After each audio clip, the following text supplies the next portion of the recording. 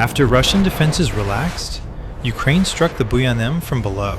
This action disabled a $500 million warship in mere seconds. At dawn along the Azov coast, everything appeared to be locked down. Coastal radar swept the horizon continuously. Pantsir launchers idled with barrels tilted skyward. Air defense trucks and naval guns formed a layered shield stretching for miles. Russian media called it an impenetrable belt, a fortress sealing off the sea and sky. Podlet K1 and P-18 stations pulsed non-stop, reporting a clean air picture out to more than 30 miles. There were no alerts, no anomalies, and no perceived threats. To Moscow, the situation was stable and under control. But beyond the radar arcs and the human eye, Ukraine had already placed its first invisible pieces into motion. The morning calm was about to become a dangerous illusion. Where are you watching this story from today? Please comment with your city or country. If you watched the previous video breaking down Ukraine's planned strike on Moscow, you know this Azov operation was never meant to stand alone. The first move originated from deep inside Ukraine's interior. A wave of Rubaka strike drones slipped into the air at low altitude, hugging the terrain at barely 30 feet above the ground. By flying beneath the curvature of radar coverage, they compressed Russia's early warning window from over 30 miles down to barely 7. When Podlet K1 finally flagged faint contacts, it was already too late. Pantsir crews scrambled, swinging their launchers toward the horizon as 30mm cannons opened up in ragged bursts. Electronic warfare trucks surged power into their jammers, flooding the air with noise. However, the Rubikas were not flying in straight lines. Every 2 seconds, each drone snapped into a new vector, zigzagging just enough to break fire control solutions. Russian targeting computers kept solving geometry that was already obsolete by the time the barrels finished rotating. On the ground, soldiers fired by ear and instinct, tracking engine noise that lagged hundreds of feet behind the real positions. They were shooting at sound ghosts and targets that no longer existed. To deepen the illusion, Ukraine layered in 2 more tactical tools. A pair of high-altitude decoy UAVs climbed above 15,000 feet. They broadcasted oversized radar signatures to pull interceptors upward. At the same time, ground-based Buell AD electronic warfare units activated along the border. They injected false telemetry into Russian sensors to amplify the confusion. For 40 seconds, the sky became a moving puzzle that Russia could not solve. Tracers stitched through empty air, while missiles streaked past nothing.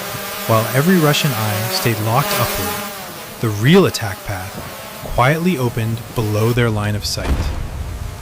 While every sensor stared at the sky, the real danger was already moving in from below. A silent spearhead of Ukrainian unmanned surface vessels and compact underwater drones moved toward the 500M's security zone. They rode low through the gray chop of the Azov Sea. Each USV, valued at roughly $80,000, skimmed the water at under 6 feet high. Its carbon fiber hull absorbed radar energy instead of reflecting it. Beneath them, 2 torpedo-shaped UUVs, each costing about $120,000, slid forward at 20 knots. There's unauthorized movement here. They hugged the thermal boundary layer, where cold morning water met warmer surface currents. Ukraine's USVs haven't launched their counterstrike yet, so please comment 1 for the USV team. Russian sonar buoys and hull-mounted sensors were technically active, but physics was working against them. A temperature inversion had trapped a slab of colder water just below the surface. This bent sound waves downward, creating a dead zone that swallowed faint propulsion noise. The UUV's electric motors emitted barely more heat than the surrounding water. Being less than 10 degrees Fahrenheit above ambient made them nearly invisible to infrared maritime sensors. What little acoustic signature they produced was masked by wave slap, harbor traffic, and the low-frequency hum of the ship's generators. The objective was not to sink the ship immediately. It was to blind it. As the lead UUV reached 300 yards off the port bow, it released a compact electromagnetic pulse device. This $40,000 unit was designed to overload exposed radar relays and deck-level sensor wiring. To deepen the chaos, Ukraine layered in 2 more tools. A Sea Baby naval drone, priced at roughly $250,000, cut across the Buyan M's stern. It towed a decoy emitter that mimicked the radar cross-section of a small patrol boat. At the same time, a compact Neptune R360 coastal missile radar module began broadcasting from the shore. Operating in passive mode, it injected synthetic maritime clutter patterns into Russian receivers. This caused wave returns to spike and fade unpredictably. On the bridge, operators watched their screens dissolve into static and ghost contacts. One moment the sea was empty, the next, it looked crowded with targets that vanished before any firing solution could lock. Sonar pings came back distorted, and radar sweeps contradicted visual observations. The Buyan M's early warning picture from the seaward side had collapsed into a hall of mirrors. The moment the maritime picture collapsed, the second blade fell on the shore. A fresh wave of Rubaka strike drones broke low over the coastal ridgeline. They accelerated into their terminal runs at barely 40 feet above the ground. Each drone, assembled for roughly $70,000, had one job: to take out the eyes of the defense network. Their flight paths were calculated to approach at shallow, oblique angles. This minimized radar reflection and maximized armor penetration on impact. The first target was the Podlet K1 low-altitude radar station, sitting on a concrete pad near the shoreline. Its rotating array never saw the Rubaka until the final 3 seconds. By the time the operator's console flashed a warning, the drone had already rolled into a near horizontal dive. It struck the radar cabin at a precise 90-degree angle, punching through the housing and detonating inside. The screen went dark instantly. 30 seconds later, a second Rubaka slammed into the aging P-18 radar tower farther inland. This one approached from behind the antenna mast, exploiting the radar's rear blind arc. The explosion shredded the signal processor rack and snapped the power feed. 2 of the coast's primary early warning nodes were gone in under a minute. Ukraine layered in 2 more tools to finish the job. A Hrim-2 precision strike missile, valued at $3 million, was fired at a hardened relay bunker. It hit dead center, collapsing the data trunk lines and severing fiber connections to the air defense grid. At the same time, a Buell electronic warfare system surged power into the spectrum. It jammed backup frequencies and flooded Russian receivers with false telemetry bursts. The effect was immediate and catastrophic.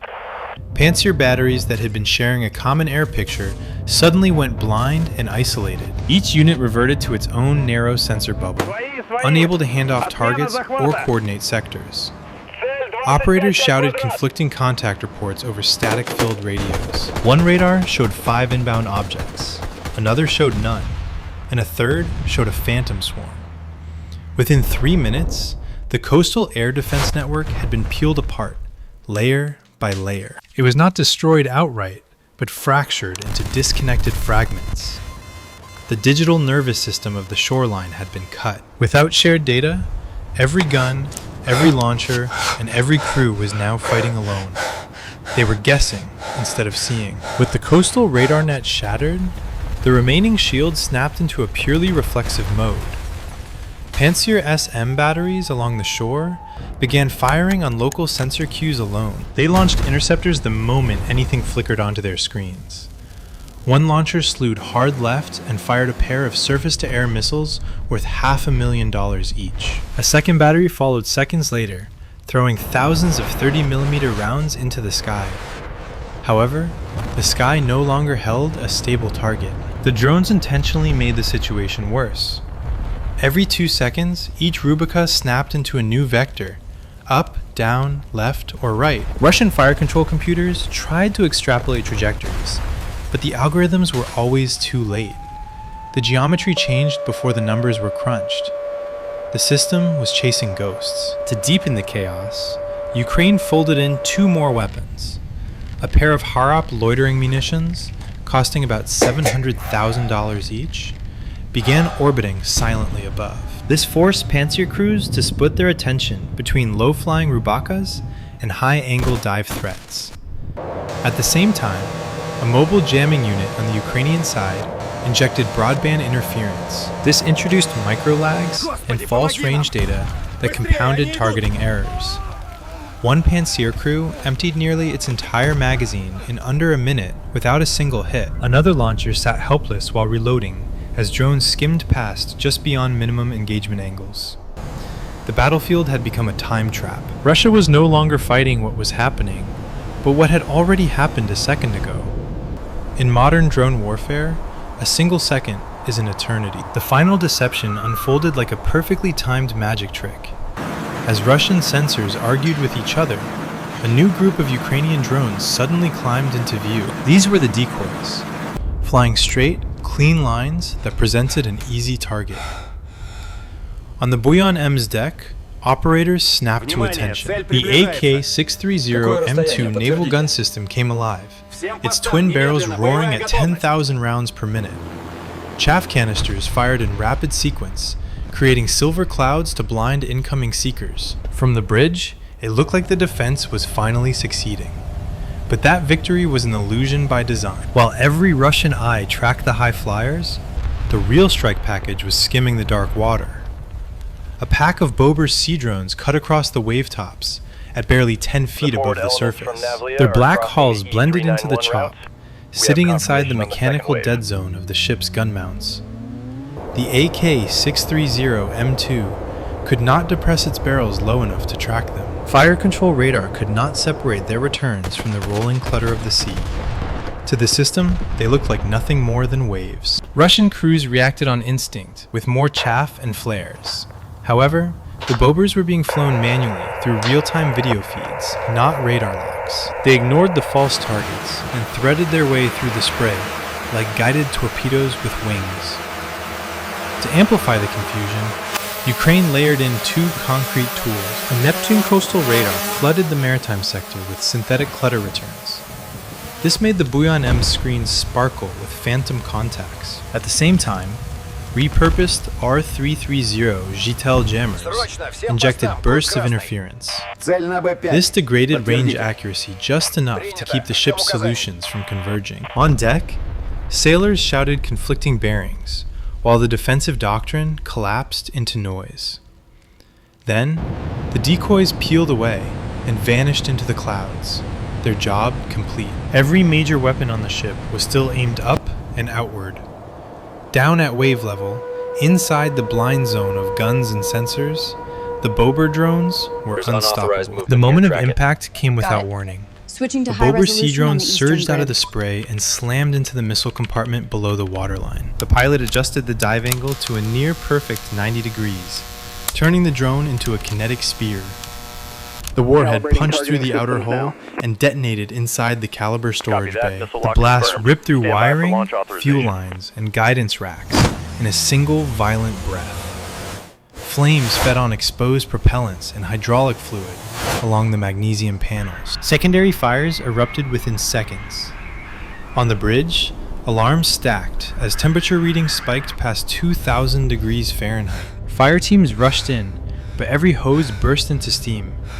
The ship was breached, burning and losing the fight against its own internal chemistry. By sunrise, the Buyan M was out of the fight, limping back to port with its mission aborted. Russia's coastal shield had been exposed as a patchwork of blind zones and outdated doctrine. Ukraine shattered the myth of an impenetrable maritime fortress. The question now hangs heavy over every shoreline base. If low-cost drones can do this today, how many other ports will wake up to a permanent state of alert? Without warning, a Russian armored battalion of over 60 tanks and command vehicles surged forward. Engines growled like thunder across the plains. Their target was a thin Ukrainian line guarding a critical supply corridor. This was a regimental scale strike designed to split Ukraine's defense. Each tank, worth nearly $4 million, rolled into the open, unaware they were being tracked from above. In seconds, the calm would shatter into a fiery lesson in modern warfare. Leave a 1 for hope, 2 for healing, or 3 for peace in the comments. Behind every headline, someone's life has changed forever. Beneath 30 feet of reinforced concrete, a Ukrainian command post came alive as satellite feeds streamed in. This was the moment the Russian armored buildup near Kuryamka finally collided with reality. The data was undeniable. Over 60 Russian tanks were pushing across open farmland. The Southern Front commander ordered an immediate intercept. "Don't give them time to dig in," he commanded. A multi-phase battle plan formed in seconds. First, reconnaissance UAVs would shadow the column and mark every vehicle. Next, waves of kamikaze drones, costing $10,000 each, would spearhead the ambush. Experimental flying mines would then be dropped to freeze the platoon in place. Once stalled, motorbike assault teams would rush in with RPGs to capture abandoned armor. Finally, mechanized infantry would close the trap from both flanks. The room fell silent for a beat before alarms sounded and the operation surged into motion. The battle for Donetsk had already begun underground. The plan burst into action, utilizing every weak point previously mapped in Russian logistics.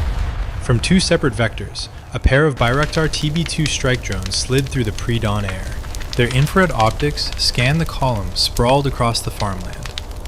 Command vehicles and fuel trucks were clustered together, waiting to be cut off. The TB2s released laser-guided munitions with surgical precision. The first explosion tore through a fuel truck, sending a plume of fire into the sky. The second detonated beside a mobile command vehicle, destroying its antenna arrays. Before the shockwave settled, a wave of kamikaze drones dived in from the opposite flank. Within 40 seconds, 4 fuel trucks and 1 command vehicle were reduced to burning frames. The effect on the battalion was immediate and crippling. Communications collapsed into static, and fuel lines were severed. Officers shouted into dead radios, while tank crews tried to reposition without orders. The moving spearhead, worth hundreds of millions of dollars, froze in place. Stranded in an open field, some tanks tried to reverse through thick smoke, while others halted entirely. The formidable convoy was now a slow, exposed target. This was exactly what Ukraine needed for the next phase of the attack. Above the chaos, the TB2s banked gently, their sensors locking onto new coordinates. The sky belonged to Ukraine, and the battlefield was about to be reshaped. If you think Phase 1 was intense, wait until you see the next stage of the trap. The burning fuel trucks still sent thick black plumes into the sky as Russian commanders tried to salvage the situation. They ordered self-propelled artillery forward to provide covering fire. 2 massive 2S-19 Mista-S howitzers began lumbering up from the rear. However, the Ukrainians had anticipated this move. From concealed positions miles away, a swarm of FPV attack drones streaked over the fields. They dove straight into the exposed artillery pieces with pinpoint accuracy. The first hit detonated an ammunition rack, blasting the turret skyward. Seconds later, the second Mista-S erupted into a fireball, without having fired a single shot. With artillery support neutralized, Ukraine moved to Phase 2. Fast-moving assault teams raced in from opposite ends of the column to seal escape routes. Ukrainian BTRs and MRAPs blocked the exits, hemming the Russians into a narrow kill zone. The trapped crews were confused and vulnerable. Ukrainian gunners in the tree lines opened up with anti-tank missiles and precision mortars. Several tanks threw their tracks while trying to reverse over uneven ground. Others were abandoned by their crews, who fled on foot toward distant hedgerows. The organized spearhead had devolved into scattered pockets of resistance. By the end of Phase 2, the convoy was no longer a threat. The stage was set for a night raid that would strip the Russians of their remaining armor. The steel serpent was cornered, and its head was about to be cut off. Night fell over the kill zone like a shroud. The trapped battalion was cut off, with its escape route sealed and artillery gone. Ukrainian special operations units moved in for the decisive strike. Advancing under total blackout, they used compact RF jamming devices to blind Russian infrared systems. Targeting feeds in the Russian optics went dark, leaving gunners blind in the moonless night. Confusion spread as tank crews fired wildly into the darkness or abandoned their machines. Using suppressed weapons and thermal scopes, the Ukrainians cleared vehicle by vehicle. Those who resisted were pinned down, while those who surrendered were disarmed and escorted away. The scale of the seizure was staggering.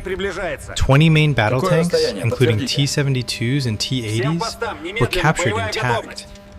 Many still had loaded guns and full fuel tanks. Ukrainian engineers moved in immediately under the cover of darkness. Some operational tanks were driven out by Ukrainian soldiers trained on those models. The night raid was over in less than 2 hours.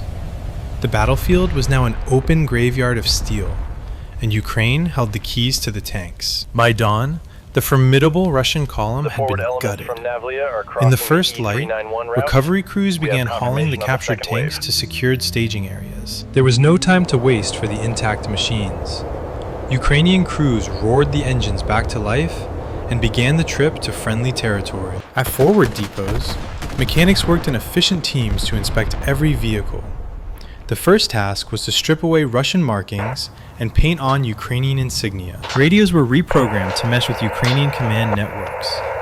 Some tanks were earmarked for immediate redeployment to reinforce active sectors. Inside the compartments, intelligence teams uncovered encryption devices and detailed maps. This was a jackpot of information regarding Russian unit dispositions and command protocols. By mid-morning, the field was empty of everything except burned-out hulks. The real prize was already moving toward new missions under Ukrainian control. The operation's impact was felt far beyond the smoking field. Tactically, it was a textbook demonstration of multi-phase warfare. Psychologically, the blow to Russian forces was profound.